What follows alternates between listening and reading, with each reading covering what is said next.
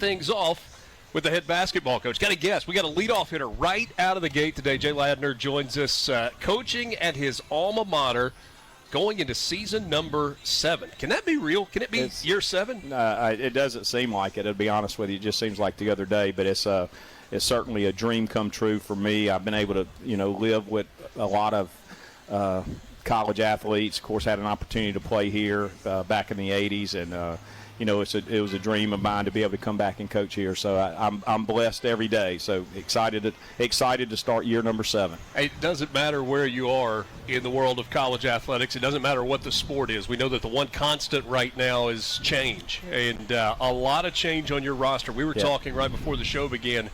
19 players on the roster, 15 of them are first-year players here at Hattiesburg. A couple of years ago when all this started, it was always kind of anytime a player left the program, it was one of two reasons. This was before NIL and transfer portal and all that hit. And it was either the coach got rid of somebody, maybe academically ineligible, maybe got in some trouble, character issues. But generally, and then of course, if they left, they were generally on their own. They were generally unhappy with something. That's were really the two main reasons that there was any type of roster turnover. But 90% of the time, the player, he was there for 4 years, and you came in as a freshman, you learned the system as a sophomore, you may get, unless you were really exceptional, you had a chance to play a little bit by the time you were junior and senior. I mean, that's just how programs were. And when this started a couple of years ago, the very first year, transfer portal opened. It got big. We had more than the normal of players got into the transfer portal, and people were raising the alarm. Something's wrong. Guys are leaving. Well, of course, as the fan bases across the country have become educated, it's not just Southern Miss or lower Division Ones, mid majors. I mean, it's at the high level too. So this is just the way it's going to be, and I liken it to my years of when I was coaching at 2 years at Jones Junior College. Yeah. You're just going to have a new year a new roster every year, and one of two things happen: either the guys, if they do really well, it's going to be very, very unless if they have eligibility left, it's going to be very, very difficult for us to be able to hold on to them with teams that maybe have a much deeper pocketbook than we do in terms of NIL. Even though we're very competitive, I'll say that. I think we're very competitive in the NIL game.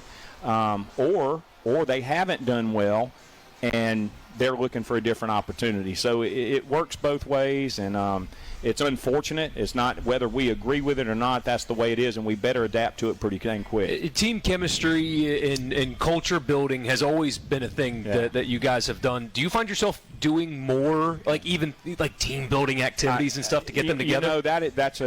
I tell you more so than that. Well, first of all, the teams and the coaches that have enough magic, psychology, whatever you want to say, that can keep that team together, because things really start hitting that team and a lot of it has to do with NIL.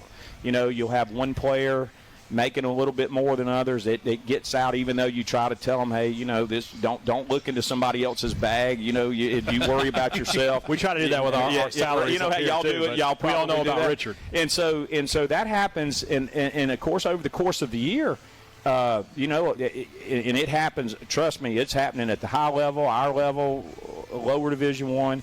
These guys, it creates a lot of problems in your locker room, and so the coaches and the staffs that can manage that and keep their team focused, keep them together, unified, for a same goal. I think those are the guys that are special that can really do that. So a lot more psychology goes into it, I think, than it used to. Not that psychology was never important, but I think it's absolutely critical now. And yes, you asked, the question was, do we do more team building activities? I've never been one of these guys that Camp Shelby's a military, Army base just south of Hattiesburg, and I've never been one of these guys that take our guys down there on the weekend and we haul logs and things like that. That's never been. I would rather spend that time. Your players say thank you for that. Yeah, practicing and putting time in on the floor.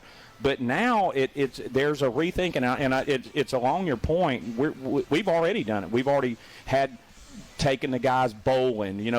I've never done those type of things, but now just to try to develop this chemistry, because we're only going to have this team for about 9 months. Yeah. Unfortunately, and then of course I'll be honest with you, if we have the same roster next year, something's wrong, I think, because if we do really well, we talk about creating value with our players, because I want them to have to make a decision next March. When our season's over, I want them to have to make a decision. Coach, we love Hattiesburg, we love the program, but I got a chance to go make a bunch of money. And I'll be happy if that happens.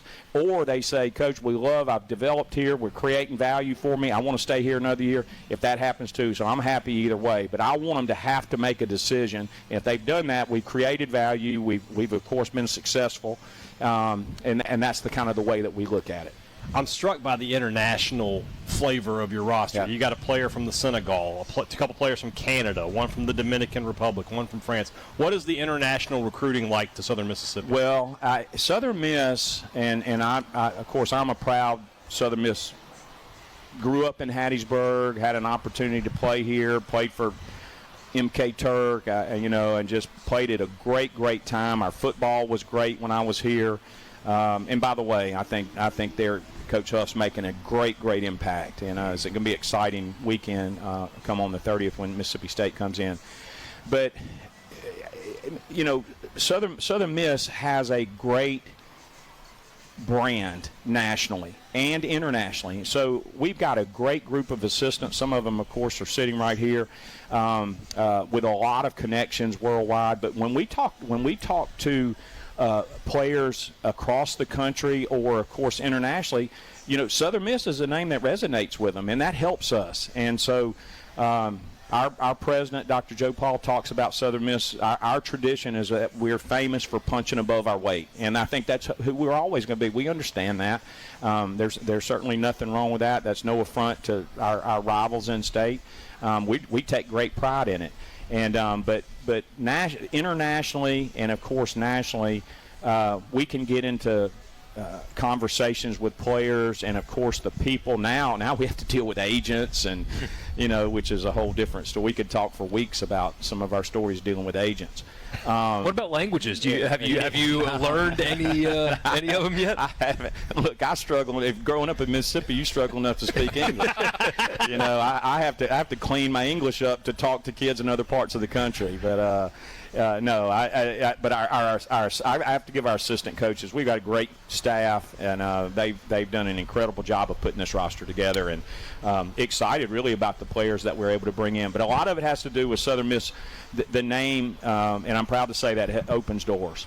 You touched on something a second ago when you mentioned Coach Huff, and I'm curious, sometimes we get into silos, right? We focus on us and put our head down and just worry about our business. What kind of camaraderie exists among the head coaches and the coaching staffs within the department? Because I sense a level of enthusiasm that maybe has been missing a little bit the last year or so. Very, very. Of course, I was really good friends with Coach Hall and his staff and a lot of those assistants. And it hurts you when those the reality of our business comes into play and there's changes but I will say this about Coach Huff, and it was ironic. Of course, Coach Huff came from Marshall. They won the league. We have a lot of players that transferred from the championship team they had at Marshall last year, of course, that are now playing football from us. And ironically, we played the very first game that he was here, biggest football recruit weekend that we had last year. We happened to be playing Marshall in basketball here. Oh, how about that? Incredible crowd. Coach Huff came over that day. Earlier in the day when we were having our walkthrough, I had him to talk to the team. And from that point on, I felt like I said, Southern Miss made the right. That's the first time I'd really had a chance to talk to him, listen to him talk. Of course, I've seen and heard and visited with him a number of times since then. But a special coach has made an immediate impact. I tell you what, he's from that Nick Saban school, no nonsense. I mean, look, I know with a couple of the football players and talked to him the other day, and I said, guys, look, how is it different? They said, Coach, I mean, it's like night and day. And anyway, Coach, we appreciate